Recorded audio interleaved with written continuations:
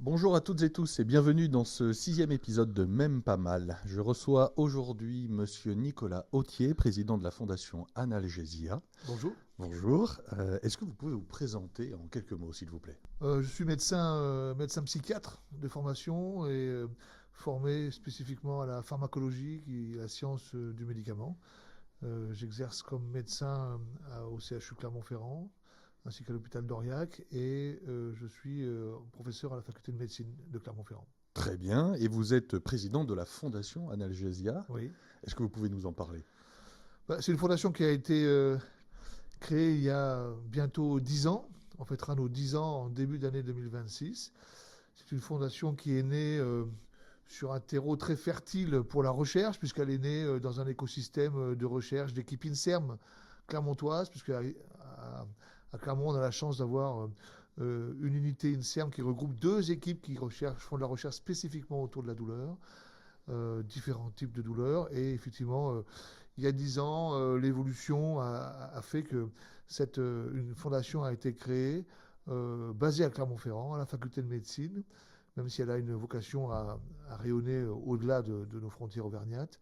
Sa vocation est de soutenir d'une part la recherche sur la douleur, mais aussi de participer à l'information, à la déstigmatisation de certaines douleurs et bien entendu à promouvoir aussi certaines thérapeutiques ou à soutenir la recherche pour certaines thérapeutiques un peu innovantes, puisqu'on a du mal dans le domaine de la douleur chronique à disposer de thérapeutiques nouvelles pour l'instant.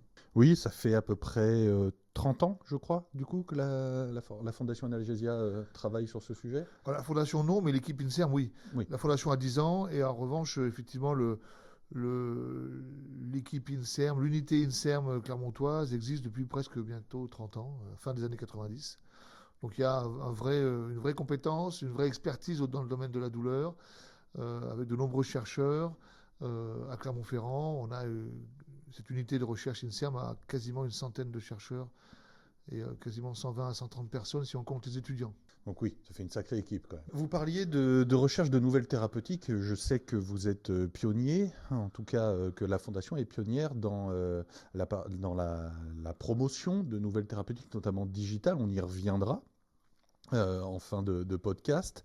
Mais j'aimerais qu'on rentre dans le vif du sujet déjà et qu'on parle des nouveaux chiffres. Je crois que le 20 octobre, vous avez eu une journée très importante pour la Fondation à Paris. On a présenté au ministère de la Santé le baromètre 2025 de la douleur chronique, qui est une grande enquête qu'on a réalisée sur le plan national avec la société Opinionway.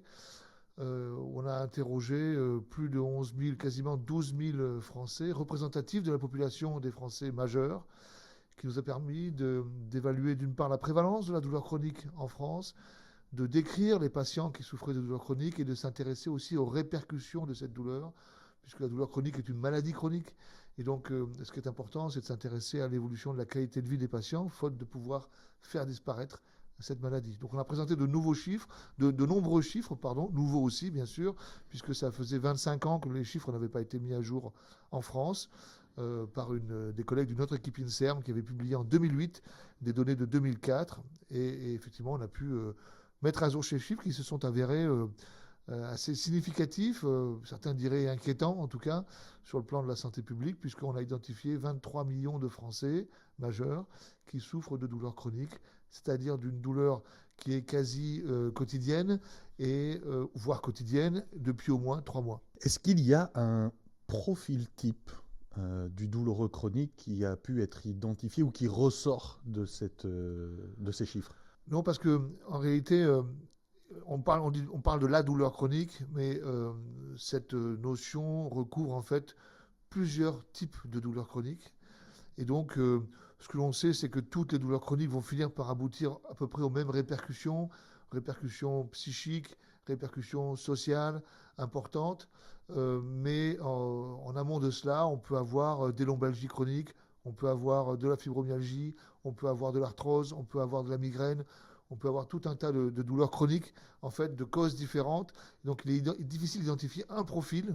En revanche, on sait que les premières douleurs en nombre En prévalence, ce sont les douleurs que l'on appelle musculo-squelettiques, avec la lombalgie chronique en premier lieu, mais aussi l'arthrose, la fibromyalgie. Ensuite, on voit apparaître ce que l'on appelle les douleurs céphaliques ou les maux de tête, qui recouvrent aussi, entre autres, les migraines, mais pas uniquement les migraines. On a souvent tendance à dire, je suis migraineux ou j'ai une migraine. En réalité, ce n'est pas forcément de la migraine, qui est une entité bien à part entière, qu'il faut définir cliniquement. Et puis la troisième, par ordre d'apparition, on va dire, de déclaration par les patients, ce sont les douleurs abdominales, abdominopelviennes, on va dire, qui concernent soit plus spécifiquement d'ailleurs les femmes, avec notamment l'endométriose par exemple, mais aussi plus largement le syndrome de l'intestin irritable. Ok, ce qu'on appelle les SI finalement, c'est ça? Oui, Ouais. ou les colopathies fonctionnelles, Oui. enfin il y avait différents noms qui étaient donnés, quoi. Ok, très bien. Est-ce que vous pourriez nous parler de l'OFDA, du coup aussi? Alors l'OFDA, c'est une évolution de l'OFMA. On avait créé en 2017 l'Observatoire français des médicaments antalgiques dans cet écosystème de la fondation, de l'unité INSERM, d'un service hospitalier qui travaillait sur les douleurs, d'un service de médecine de la douleur. Et puis finalement, on a fait évoluer cette OFMA en OFDA, Observatoire français de la douleur et des antalgiques. Donc on continue à surveiller les antalgiques avec cette OFDA, qui est une entité hébergée par la fondation Analgesia. On continue à surveiller les antalgiques, leur mode de consommation, on fait des enquêtes, on étudie les données de remboursement de l'assurance maladie pour étudier sur le plan national comment sont utilisés ces médicaments antalgiques, notamment les antalgiques opioïdes, morphine, tramadol, codéine, etc., qui font l'objet d'une surveillance particulière, mais qui peuvent être très utiles par ailleurs. Et on a élargi à on va dire, de l'épidémiologie autour des douleurs. Et on a commencé par cette grande enquête, ce baromètre de la douleur 2025. Et donc cet observatoire, en fait, il mobilise différentes personnes de la Fondation d'une part, mais aussi de l'unité INSERM qui lui est très proche. Vous parliez donc des antalgiques et notamment des opioïdes. J'ai vu passer quelques études qui ont démontré le peu d'intérêt des antalgiques dans la douleur musculo-squelettique ou qu'elles ne faisaient pas mieux que le placebo. Est-ce que vous avez un mot à dire là-dessus? Alors, ça dépend de quelle douleur musculo-squelettique on parle. Dans les lombalgies, en tout cas, en début de traitement, on évite de mettre des traitements médicamenteux, puisque les recommandations, notamment lorsqu'elles sont d'abord aiguës avant de devenir chroniques, on propose des stratégies non médicamenteuses, si possible. On se méfie des méthodes un peu miraculeuses, mais en deuxième, troisième ligne, bien sûr, si c'est résistant, on peut proposer des médicaments. Dans certaines douleurs musculo-squelettiques, comme la fibromyalgie, en revanche, là, il n'y a pas de médicaments qui sont indiqués. Il n'y a pas de médicaments qui ont fait la preuve de leur efficacité. Alors, on peut traiter des symptômes, certains symptômes qui constituent la fibromyalgie.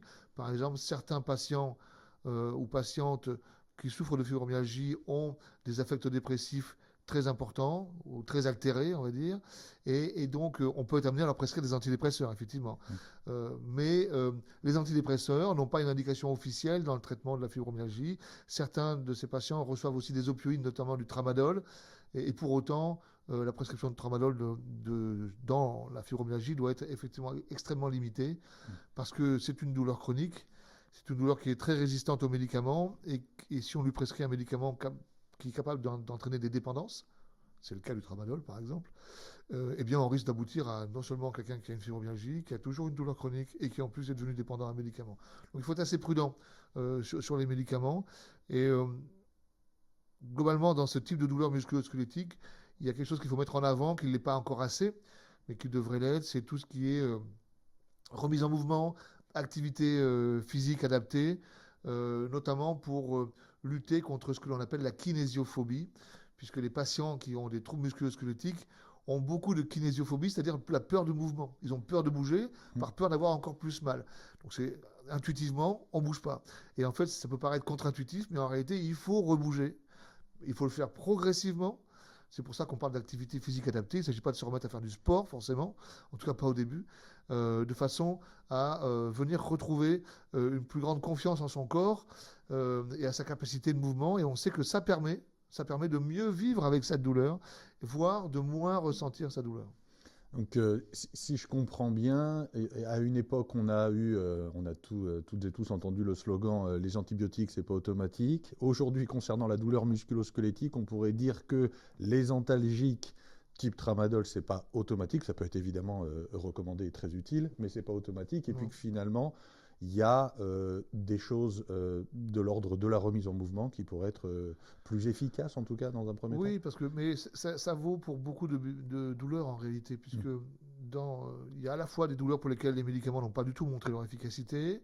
Ça ne veut pas dire qu'ils n'ont pas d'effet, mais euh, en tout cas l'effet durera peut-être pas longtemps. Et puis c'est peut-être plus un effet sur la composante affective, émotionnelle de la douleur que sur la composante sensorielle réellement de la douleur. Et puis, il y a des douleurs pour lesquelles il y a des médicaments qui sont indiqués en première intention, en deuxième intention, comme antidépresseurs, antiépileptiques dans les douleurs neuropathiques, comme la sciatique chronique par exemple. Euh, mais pour autant, ces médicaments ne feront jamais la totalité comment dire, de la prise en charge. C'est-à-dire qu'ils ne permettront pas probablement de supprimer totalement cette douleur. C'est pour ça qu'on parle d'une douleur chronique. Donc ils vont la réduire un petit peu, mais ils vont permettre en revanche d'accéder à d'autres stratégies complémentaires qui ne sont pas des stratégies forcément médicamenteuses, qui sont des interventions non médicamenteuses qui doivent être validées si possible. Donc ça peut être l'activité physique adaptée, ça peut être des thérapies cognitivo-comportementales, ça peut être des thérapeutiques d'acceptation et d'engagement qui permettent d'accepter sa douleur et de ne plus lutter contre, mais d'essayer de trouver des solutions pour vivre avec. Ça paraît facile à dire comme ça, mais c'est extrêmement important parce que ça évite les escalades thérapeutiques. Ça peut être des stratégies qui permettent de développer l'hypnose aussi, et notamment l'auto-hypnose. Donc vous voyez, il y a plein d'autres stratégies, mais pour avoir accès à ces stratégies qui sont plus d'ordre de la psychothérapie, ça demande un engagement assez fort du patient, qui devient vraiment acteur de sa thérapeutique. Et pour ça, il faut avoir pu diminuer, si possible, un petit peu l'intensité de la douleur, faute de l'avoir pu la supprimer. Bon, très bien. Merci beaucoup pour ces précisions. Je reviens rapidement sur les chiffres. Ça faisait 25 ans, c'est ça, vous disiez? Oui, les derniers chiffres datent de 2004. Ouais. Alors, on avait publié des chiffres. 20 ans. Oui, de 2004, ça fait 20 ans, pardon. On avait publié des chiffres intermédiaires qui étaient basés sur une analyse des données de l'assurance maladie. Mais ce n'était pas des chiffres sur une enquête nationale comme on l'a fait aujourd'hui. Et en 20 ans, est-ce que, en quelques mots, hein, vous pourriez dire que le constat est positif, négatif? Les chiffres ont empiré, les chiffres sont meilleurs? Mais en 20 ans, on est passé de 31 à 42%. Ouais, donc, OK. Des Français majeurs qui rapportent avoir une douleur chronique. Dont la moitié ont une douleur considérée comme sévère en termes d'intensité. Voilà, si on mesure entre 0 et 10, 1 et 10, on va dire, parce que 0, il n'y a pas de douleur, mais entre 1 et 10, l'intensité de leur douleur, la moitié ont une intensité sévère. Alors, après, ensuite, il y a toute une part individuelle dans la façon de vivre avec sa douleur, évidemment, qui est importante, qui explique que ce sont vraiment des accompagnements très personnalisés. Mais on voit que, oui, ça a augmenté, mais on n'est pas les seuls pays où ça a augmenté. Les États-Unis ont fait des études aussi récemment. Alors, sur une période moins longue, mais ils ont essayé d'encadrer la période de la Covid, et ils se sont rendus compte que sur la période de la Covid, entre 2019 et 2023, par exemple, ils s'étaient passés, eux, de 20 à 25%. Alors, il ne faut pas comparer avec nos chiffres à nous, parce que la façon de mesurer n'est pas la même. Donc, probablement qu'ils sous-estiment un peu, mais en tout cas, il y a probablement des effets liés à cette période qui évolue depuis quelques années. D'une part, on voit qu'il y a une souffrance psychique parfois qui est en hausse. Je ne parle pas forcément de diagnostic de dépression ou de troubles anxieux, mais il y a, les Français rapportent avoir des symptômes ou des préoccupations qui sont plus de l'ordre de l'anxiété et aussi des symptomatologies parfois dépressives, sans parler réellement de dépression, et ce qui peut créer des vulnérabilités pour développer certaines douleurs. La Covid est associée aussi à certaines complications. Elle a touché beaucoup de monde, la Covid. Elle a notamment été associée à ce qu'on appelle des Covid longs. Et parmi ces Covid longs, qui sont des entités assez difficiles à diagnostiquer, mais on retrouve de la douleur chronique, qui est venue s'ajouter aussi à cela. On est devenu aussi une population plus sédentaire. La sédentarité peut favoriser certaines douleurs, notamment les douleurs musculo-squelettiques, par exemple. En réalité, ce qu'on voit dans cette étude, c'est que ce n'est pas forcément le vieillissement de la population. Ça peut être aussi l'augmentation de certaines pathologies. On sait qu'on a une augmentation du nombre de cancers aussi. Et les cancers sont associés, pas tous, mais certaines, à des douleurs. On a environ 10% de mémoire sur les 5000 Français qu'on a identifiés comme douloureux chroniques dans notre enquête.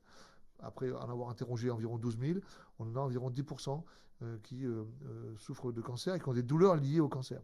Donc il y a différents facteurs en fait qui ont participé à cela, qui peuvent expliquer que ça augmente. Peut-être aussi depuis plusieurs années différentes actions d'associations de patients, de fondations comme la nôtre, qui consistent à, on va dire, déstigmatiser la douleur, encourager les patients à en parler, ont permis peut-être aussi d'avoir des réponses plus proches de la réalité lors de cette enquête. Très bien, oui, parce que au final, donc 42% des Français présentent une douleur chronique, selon ces chiffres. Ça me paraît absolument énorme. Moins d'un tiers dans une structure en douleur chronique, donc c'est-à-dire que moins d'un tiers de ces 42% ont accès à une structure spécialisée pour les prendre en charge? Oui, bien, même moins que ça encore. Il y en a même bien moins que ça. Enfin, il y a ceux qui ont déjà eu accès et ceux qui ont eu accès actuellement. Donc, si on fait la somme, effectivement. Mais en réalité, 60% des patients sont suivis uniquement par leur médecin généraliste. Ouais. Uniquement leur médecin généraliste. Alors, c'est très bien parce que c'est la base, en fait. Il faut avoir un médecin généraliste, un médecin traitant, comme on dit, qui est en première ligne et qui, lui, va organiser les soins ensuite. Il va organiser les soins avec ce qu'il a à disposition. En fonction de son mode d'exercice, il peut effectivement exercer les soins au sein de sa maison de santé pluridisciplinaire, s'il a un psychologue à côté, s'il a un kiné, s'il a une assistante sociale pas loin, etc. Il peut organiser les soins comme ça. Et on a besoin de ces approches à la fois psycho, corporelles et sociales parfois. Ou alors, il peut permettre à son patient d'avoir accès à une structure douleur chronique. Il y en a 274 en France au total. Ça peut paraître beaucoup. Elles ne sont pas toutes calibrées de la même façon. Elles n'ont pas toutes plusieurs médecins, un psychologue, un kiné. À Clermont-Ferrand, on a cette chance-là d'avoir assistante sociale, psychologue, kiné, plusieurs médecins qui interviennent. Mais pour autant, ça sature très vite finalement. Parce que ce sont à moins de donner juste un avis spécialisé et de, entre guillemets, renvoyer le patient vers son médecin traitant, ce qui est un peu court parfois. Il faut parfois mettre en place des stratégies thérapeutiques, tester des médicaments qui ne sont que accessibles qu'à l'hôpital, proposer des groupes d'éducation thérapeutique, etc. Et donc, il y a une sorte d'embouteillage un peu dans l'accès à ces structures qui pourraient paraître nombreuses si on disait 274, mais à l'échelle des 23 millions de Français qui souffrent, on imagine bien qu'elles ne peuvent pas voir, ne serait-ce qu'une fois, tous ces Français. Oui. Tous n'en ont pas besoin. Certains ont des douleurs qui sont légères, qu'ils arrivent d'une part à accepter, on va dire qu'ils arrivent à surmonter et qui ne les empêchent pas de travailler, de vivre, d'avoir une vie familiale, d'être épanouis, etc. Ils ont réussi à trouver un nouvel équilibre malgré cette douleur. Et cela, on ne va pas aller surmédicaliser leur prise en charge. Mais tout de même, on en a quand même deux tiers qui ont plus la moitié, pardon, qui ont des douleurs d'intensité sévère. Ce sont eux qui vont avoir des répercussions extrêmement importantes sur leur qualité de vie. Et quand on traite, quand on accompagne des patients qui ont des maladies chroniques, une douleur chronique ou n'importe quelle autre maladie chronique, il faut se préoccuper comme objectif principal de maintenir ou améliorer leur qualité de vie, de limiter les répercussions de cette maladie et de limiter le handicap aussi, parfois fonctionnel, qui peut être consécutif à cette maladie. Là, dans ce que vous dites, il y a quelque chose qui m'a alerté. Donc, on sait qu'il y a beaucoup de patients qui sont du coup sur liste d'attente pour avoir accès à ces structures. D'où l'intérêt du coup d'une fondation comme la vôtre pour faire progresser la recherche et peut-être étendre la formation des praticiens, parce que vous disiez que les médecins généralistes sont en première ligne. Oui. Et on sait que la mise à jour des connaissances d'un praticien dépend aussi du temps qu'il a pour le faire, etc. Est-ce que vous estimez que tous ces médecins généralistes en première ligne face à la douleur chronique sont assez bien formés, ou qu'est-ce qu'on pourrait leur donner comme conseil pour améliorer leurs compétences là-dedans? Si on revient sur la question de la formation des professionnels de santé en général, à la faculté de médecine, vous avez 2-3 heures de cours sur la douleur. 2-3 heures de cours pour une pathologie qui est probablement la pathologie numéro 1. Alors, c'est pas une compétition, hein, mais enfin, c'est probablement quasiment la numéro 1 en prévalence. Parce qu'il n'y a pas le temps d'en faire plus, en fait, parce qu'il y a d'autres pathologies, etc. Et parce que le nombre d'heures de cours diminue. Ça peut paraître paradoxal, mais c'est comme ça. Donc 2-3 heures, vous sensibilisez à peine. Ouais. À Clermont-Ferrand, on a un cursus un peu particulier parce qu'il y a cet environnement, parce qu'il y a ces unités INSERM, des enseignants, chercheurs qui sont très impliqués là-dedans, une fondation aussi. Et effectivement, on a créé des enseignements douleur en première année, en troisième année et en cinquième année. Mais c'est spécifique à Clermont-Ferrand. Donc c'est pas ça qui va régler le problème des douloureux en France. Donc oui, il y a une question de formation. Il faut améliorer la formation. Mais ça passe par la formation de base, et puis après, ça passe par des formations complémentaires qui existent. Il y a des diplômes universitaires, il y a des capacités, et même une formation spécialisée transversale qui permet de devenir médecin spécialiste de la douleur, en plus de sa propre spécialité initiale. Par exemple, on est rhumatologue, on est psychiatre, on peut se surspécialiser.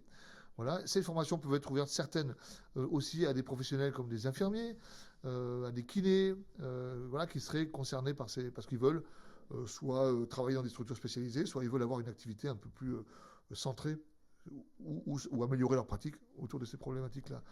Donc on peut mieux faire sur la formation, ça c'est sûr.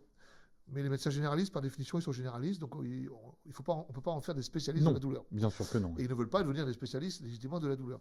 Donc il faut qu'on puisse leur donner des outils, peut-être, qu'ils n'ont pas pu avoir, ou des connaissances qu'ils n'ont pas pu avoir pendant leur cursus. Peut-être que nous, on est en réflexion au niveau de la Fondation pour essayer de travailler sur ces outils-là. On parle beaucoup d'intelligence artificielle en ce moment. Alors bon, on en parle peut-être plus trop, enfin, ou en tout cas, pas toujours à bon escient, mais il y a des formes d'intelligence artificielle, on va dire, qui ne sont pas ouvertes, mais qui sont fermées, qui permettront peut-être à l'avenir de proposer des outils d'aide au diagnostic, parce que les diagnostics de douleur ne sont pas toujours très simples, ou aussi d'aide à la décision thérapeutique. Et donc on peut imaginer, on a une réflexion avec la Fondation Analgésia là-dessus, puisqu'on travaille beaucoup autour du numérique, de l'utilisation du numérique comme aide, qui va permettre à la fois d'augmenter le soignant. Pour avoir un soignant augmenté, l'idée, c'est pas de remplacer le soignant, c'est d'avoir un soignant augmenté, et peut-être même parfois un patient augmenté, parce que si lui a à disposition des choses, il pourra mieux comprendre et mieux se mobiliser. Et effectivement, il y a des aides au diagnostic, aides à la décision thérapeutique qui probablement seront mises en œuvre dans les prochaines années en se basant sur ce qu'on appelle des IA fermées, c'est-à-dire en renseignant une intelligence, un cerveau artificiel, mais qui ne contient que des documents, que des informations, des données validées scientifiquement autour de la prise en charge de la douleur et qui pourra les piocher que là-dedans, ce qui lui évite un peu aussi, en tout cas, d'halluciner, puisque vous savez bien que les IA, parfois, elles ont tendance à un peu halluciner ou à ne pas pouvoir vérifier la véracité des sources. Oui, tout à fait.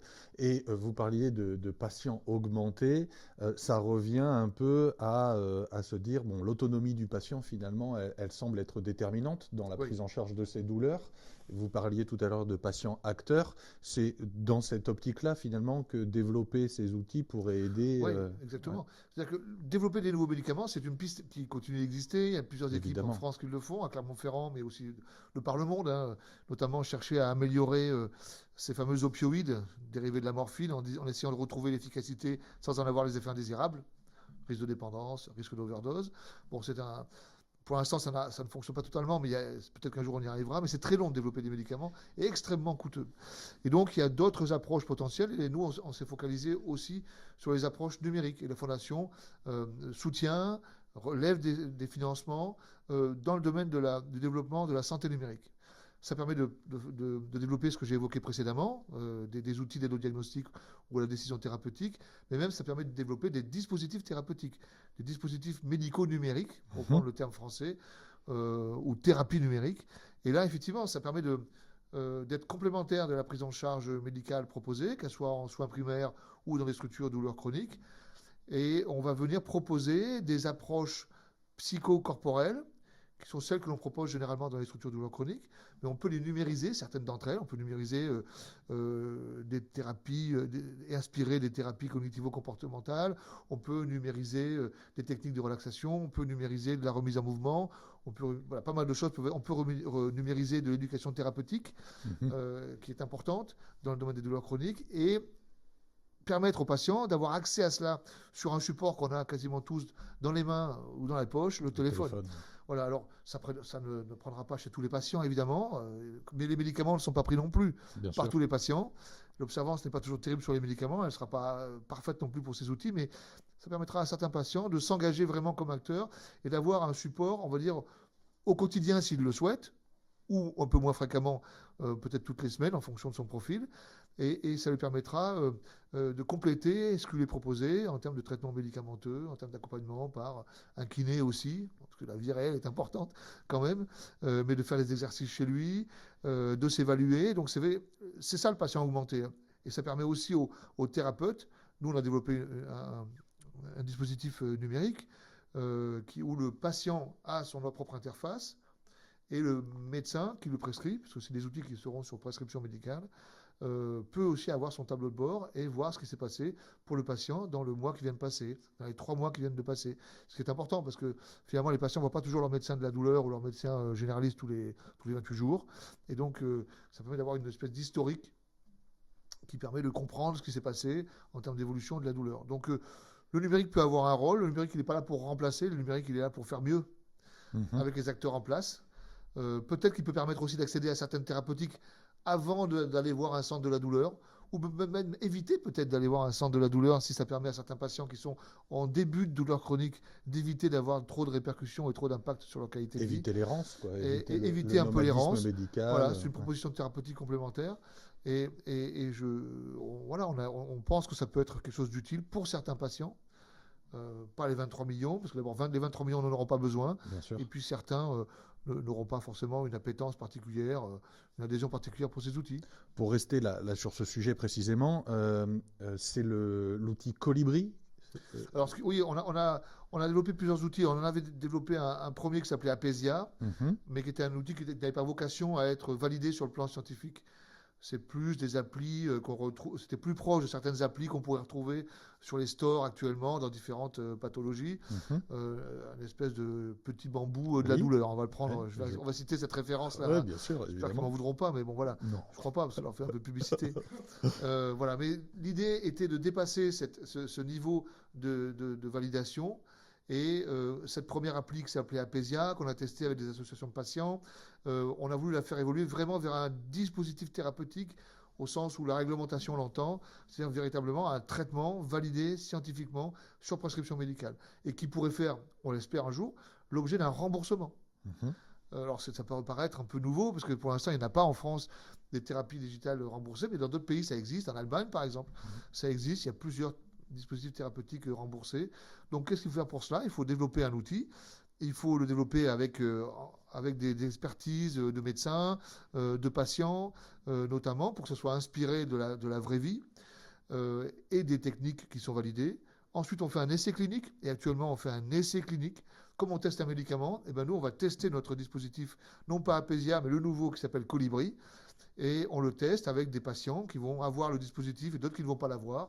On va pouvoir comparer l'impact sur leur qualité de vie, notamment, puisque c'est ça notre objectif, c'est pas de supprimer la douleur. Bien sûr. C'est pas une appli qui va supprimer la douleur, c'est de permettre à des gens qui ont une douleur, qui ont déjà eu des médicaments peut-être, probablement, c'est d'aller s'assurer que l'impact de cette douleur sur la qualité de vie soit le plus limité possible ou puisse s'améliorer. Et donc on fait un essai clinique sur plus de 300 patients qui est en cours, on a inclus la moitié des patients déjà, et avec un essai clinique comme cela, on va pouvoir prétendre, postuler à une demande de remboursement. On n'en est pas encore là, mais c'est l'objectif final, de façon à ce qu'un maximum de patients qui pourraient relever de cette thérapeutique numérique puissent en disposer et qu'il n'y ait pas de problème d'équité en termes d'accès à ce traitement. Mais ce que vous disiez, c'est le processus Pécan, c'est ça. Alors, il y a le processus Pécan, en fait, parce qu'il y a un processus spécifique en France qui peut paraître très séduisant au départ, mais pour l'instant, aucune thérapie n'y a eu accès, enfin, a été acceptée. Un Pécan, ça veut dire prise en charge anticipée. C'est-à-dire que ça permet à des sociétés. Nous, on a créé une société qui est une filiale de la fondation, parce qu'une fondation n'a pas le droit réglementairement de faire ça. Donc la fondation a créé sa propre filiale, qui s'appelle Novesia, peu importe, et qui en fait fait toute la démarche réglementaire et officielle pour porter le développement de ce produit qui s'appelle Colibri. Et donc, on a créé en France un dispositif Pécan, qui est une prise en charge anticipée, qui permet, avant même la fin de votre essai clinique, de donner accès de façon remboursée à votre dispositif le temps que vous terminiez vos essais cliniques.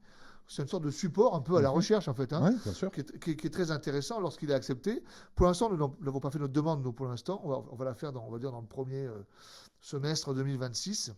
Mais c'est vrai que ça permet d'avoir un coup de boost important parce que ça permet de tenir plus longtemps en attendant un véritable remboursement, on va dire, une véritable entrée dans le droit commun, quoi. Et là, il faut faire une demande à la CNEDIMS, qui est la commission qui gère les dispositifs médicaux en France. Rattachée à la Haute Autorité de Santé, et c'est elle qui va donner son avis pour savoir si ça pourra être remboursé et à quel prix. En fait, il faut qu'on comprenne que ces outils, bah, comme leur nom l'indique, ce sont des outils qu'ils soient numériques ou pas, peuvent être des outils thérapeutiques. Et puis aujourd'hui, le numérique, finalement, il répond bah, aux enjeux, évidemment, déjà de la douleur chronique en France, des chiffres plutôt alarmants, mais aussi tout simplement à nos modes de vie, quoi. Si en 2025, on ne se met pas à utiliser du numérique ou à intégrer du numérique dans nos Oui, projets thérapeutiques, c'est un peu dommage. bah, oui, c'est un peu dommage. En tout cas, ça peut faire une partie du travail. En fait, l'idée, Mhm. encore une fois de plus, hein, c'est ce numérique n'a pas vocation à remplacer. Et même cette fameuse intelligence artificielle fermée de support pour aider les praticiens, les médecins à prescrire ou à diagnostiquer, elle ne va pas remplacer les médecins en réalité. Évidemment, oui.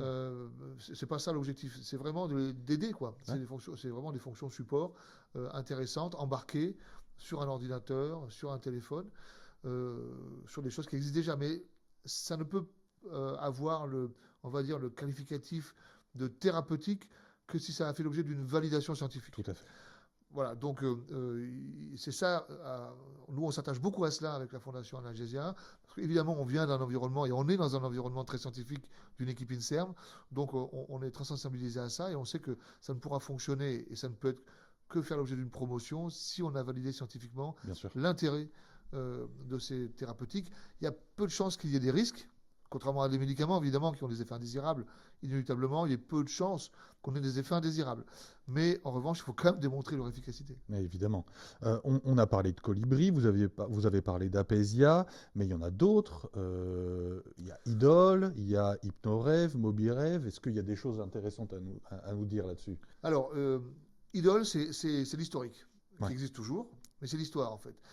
On a créé un outil numérique d'abord, au départ, qui permettait de faire de la recherche au sein de structures douleurs chroniques. On a constitué un réseau d'une vingtaine de structures douleurs chroniques qui ont participé, qu'on a créé avec la Fondation, et qui ont proposé un outil embarqué sur le téléphone avec un tableau de bord pour le médecin qui permet au patient de renseigner des données en vie réelle sur sa douleur. Et au médecin de renseigner aussi des données sur la douleur, diagnostic, etc., etc. C'est un outil qui était destiné à la recherche au départ, puisqu'il ne proposait pas de contenu thérapeutique aux patients. Il a permis de constituer une cohorte de patients. On a environ pour l'instant 2300 patients dans cette cohorte. Donc c'est une finalité recherche. Et puis on a évolué.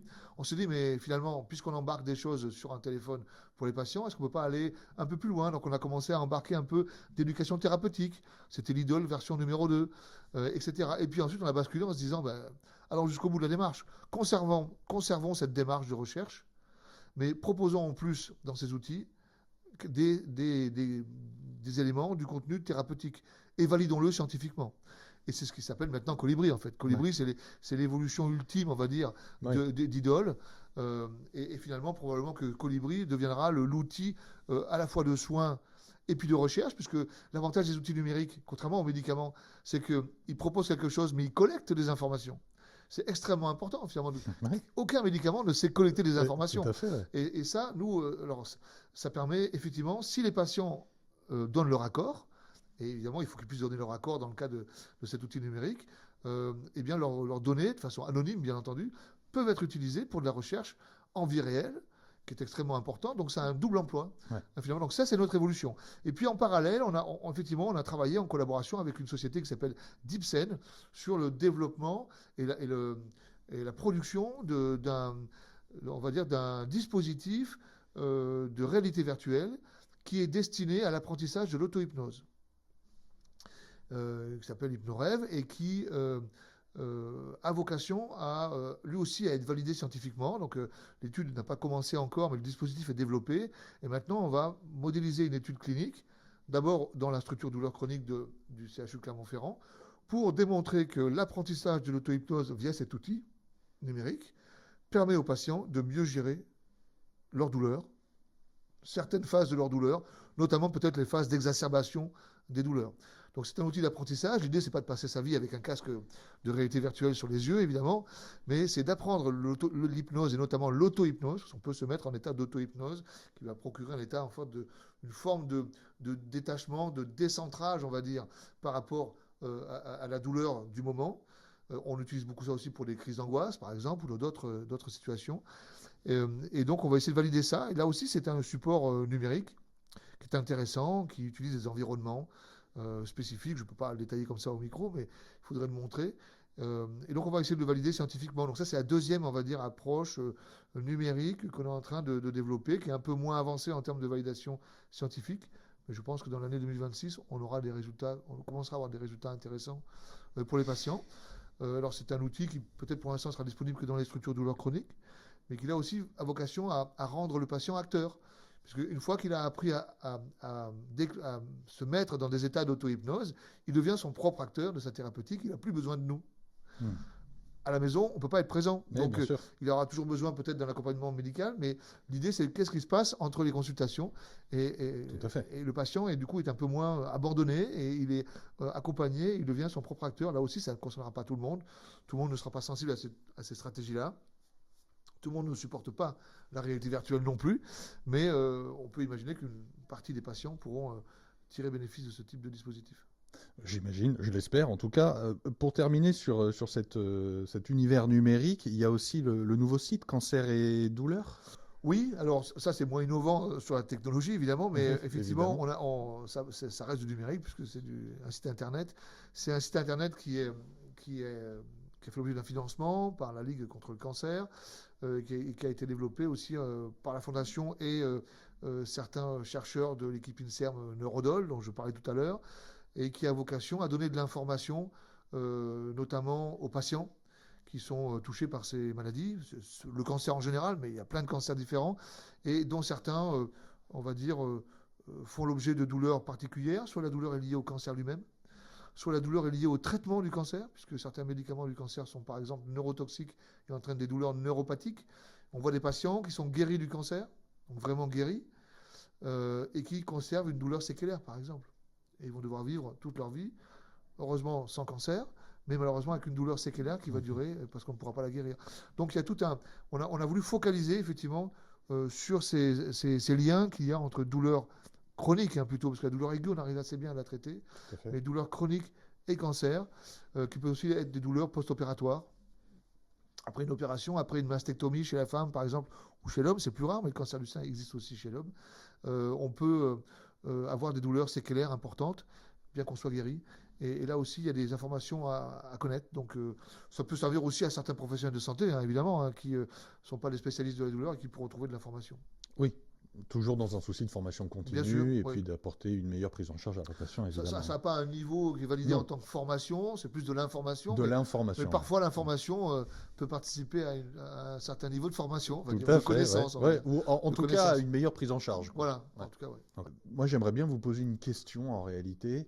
Deux questions toutes simples. C'est si vous deviez dire quelque chose aux praticiens, quels qu'ils soient, de tous bords, qui reçoivent un douloureux chronique dans leur cabinet, ce serait quoi le meilleur conseil qu'Analgesia pourrait et que Nicolas Authier pourrait leur faire? Et même question du côté des patients, si vous ressentez de la douleur chronique, quel est le meilleur conseil quelle est la meilleure orientation peut-être que vous aimeriez leur donner? C'est un peu ces questions-là que j'aimerais vous poser. Alors d'abord, s'occuper de patients qui souffrent de douleurs chroniques, ça rend humble. Ouais. Donc je vais être prudent sur les conseils que je pourrais donner. Et il faut être humble lorsqu'on reçoit un patient comme ça et pas faire des promesses qu'on ne pourrait pas tenir.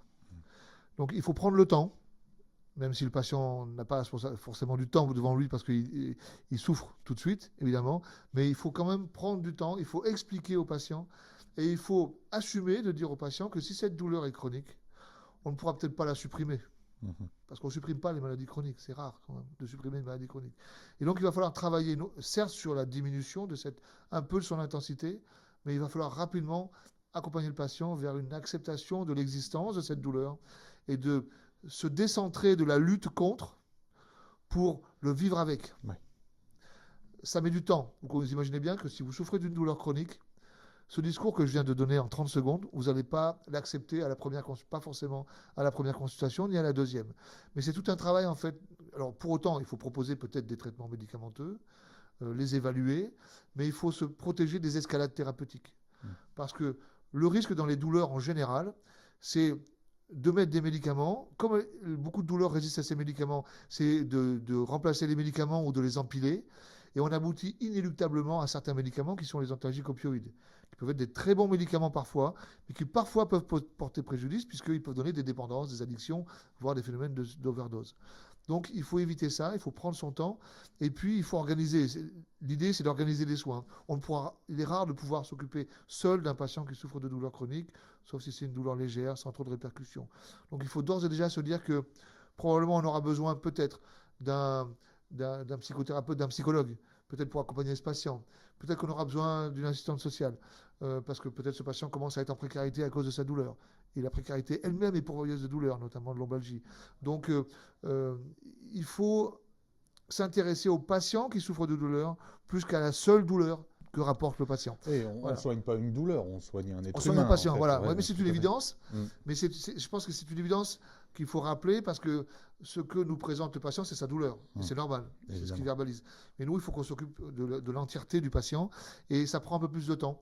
Et donc, ça rend humble, effectivement, à la fois sur les conseils qu'on peut donner, mais aussi sur la façon dont on va accompagner les patients.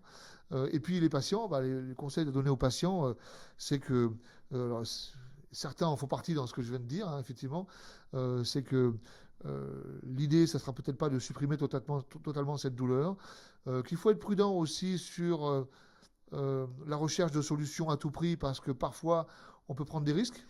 Dans notre enquête, on a parlé de l'automédication très brièvement, mais 87% des patients qui souffrent de douleurs chroniques en France pratiquent l'automédication avec des médicaments qui sont disponibles dans l'armoire à pharmacie, mais qui parfois sont normalement disponibles sur ordonnance, qui traînent par-ci, par-là. Hein. Évidemment. Le tramadol, la codeine, je ne sais pas, autre chose. Mais aussi avec d'autres pratiques. Thérapie alternative. Thérapie alternative, qui ne sont pas, parfois que certains appellent médecine douce, sachant que la médecine douce, pour moi, ça n'existe pas. Hein. La médecine, elle est ni dure ni douce, en fait. Voilà, la médecine, c'est des pratiques validées scientifiquement. Il peut y avoir d'autres choses proposées, mais ce n'est pas de la médecine, c'est tout. Voilà, il faut l'appeler autrement. Mais il faut être prudent parce que parfois, ça va assez loin dans les propositions et il peut y avoir des propositions un peu ésotériques, on va dire. Ouais. Et elles sont soit inutiles, et là, ça relève peut-être juste de l'escroquerie, mais elles pourraient parfois être dangereuses si on a besoin, si on consomme des substances. Donc, il faut avoir une certaine prudence par rapport à ça. Ne serait-ce que parce qu'elles écartent du circuit de soins traditionnel, finalement. Elles écartent parfois du circuit de soins et elles peuvent entraîner effectivement une perte de chance. Des risques d'une part, mais aussi une perte de chance. Donc je ne dis pas que toutes sont à risque.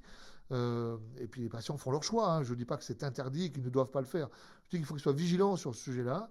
Et c'est le patient qui choisit, évidemment. Il faut qu'il ait un choix le plus éclairé possible, bien entendu. Mais il faut aussi, peut-être qu'il ne se raccroche pas juste à l'intérêt des médicaments. L'idée n'est pas de dire aux patients que la douleur, c'est dans la tête, ce que parfois certains entendent. Oui, ça passe par la tête. Moi, je dis la douleur, ça finit par passer par la tête. Évidemment, quand on a une douleur chronique, ça finit par gamberger là-haut, hein, parce Évidemment. que c'est envahissant. Ah oui, d'accord. Ça atteint mais toutes les ça ne veut pas sphères, dire qu'on a un problème de santé mentale. En revanche, ça peut en engendrer un. Et donc, il faut se préoccuper de cette douleur chronique. C'est pas normal d'avoir une douleur chronique. Alors, si on vit bien avec, tant mieux. Mais il n'est pas normal de dire oui, je vieillis, donc j'ai mal, donc c'est normal.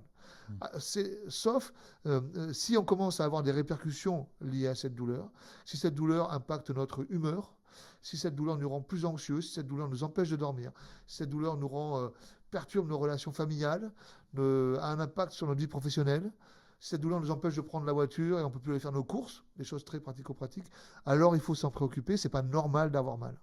Tout ce que vous dites là, ça me parle énormément. Il y a une phrase que vous avez prononcée qui résonne, c'est on va essayer d'arrêter de lutter contre, mais plutôt de vivre avec. Ça me rappelle un peu les travaux de Tamar Pincus. Je ne sais pas si vous connaissez. Je vous enverrai le lien, c'est hyper intéressant. J'aimerais qu'on termine sur une note positive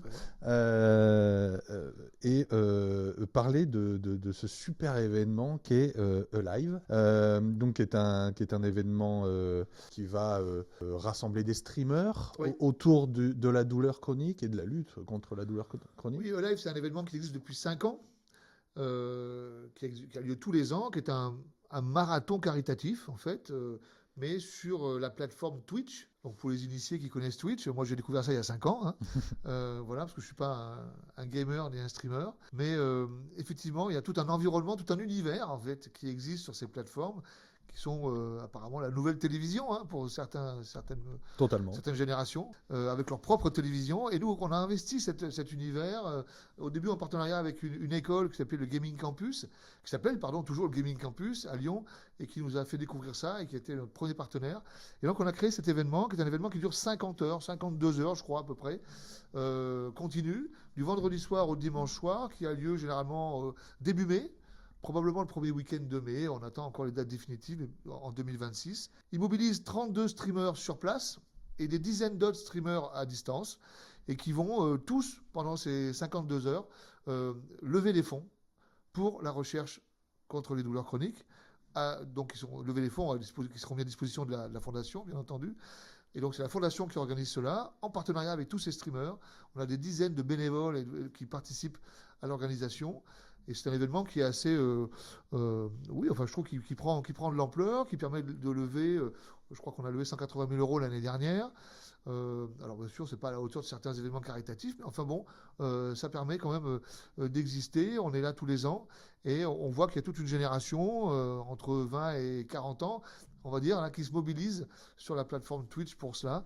Ça permet aussi d'informer. Au passage, ce n'est pas juste pour lever les fonds, ça permet aussi de donner de l'information autour de la douleur à tous les spectateurs, aux milliers de gens qui suivent les émissions. Et puis, ça permet de s'amuser aussi. Parce qu'au passage, ça permet de s'amuser sur ce plateau de télévision qui est créé pour l'occasion. Et donc, c'est un événement, j'encourage toutes les personnes qui connaissent Twitch, ou même celles qui ne le connaissent pas, d'aller voir ce que c'est et de se connecter à notre chaîne E-Live, qui est activée, on va dire, une fois par an, pendant ces 52 heures, début mai. Et ça permet de soutenir, ou même sans soutenir, de se connecter et de voir tout ce qui se passe autour de ça. Évidemment, je vous en supplie, allez-y, Zerator, Mister MV, donc Zerator avec le Z-Event, Mister MV avec le Speedton, je vous en supplie, donnez de la force à Analgesia, donnez de la force à Live, relayez sur les réseaux et sur Twitch, puisque on l'a dit, on l'a assez évoqué, la douleur, ça concerne un nombre très très important de nos concitoyens. C'est un enjeu sociétal et de santé vraiment vraiment à prendre aujourd'hui au sérieux, plus que jamais. Donnez de la force et puis relayez à fond. Faites-nous des raids. Ouais, c'est ça. Mais oui, vous avez vu, je connais. Bien sûr. Il faut qu'il nous fasse des raids. Exactement. Voilà. Et ça se limite là, ma compétence. Franchement, c'est pas mal déjà. C'est déjà pas mal. Ouais. Non, mais allez-y. Voilà, tous nos streamers, tous nos chers streamers qui font un travail formidable sur ces événements-là. Pour plein de causes différentes. Venez donner de la force à Live, parce que c'est vraiment très très très très important. Nicolas Authier, c'était passionnant, j'aurais eu envie de parler avec vous encore des heures et de vous poser 1000 questions, mais votre temps est compté, le nôtre aussi. Oui, bien sûr. Je vous remercie vraiment pour votre participation. Ouais.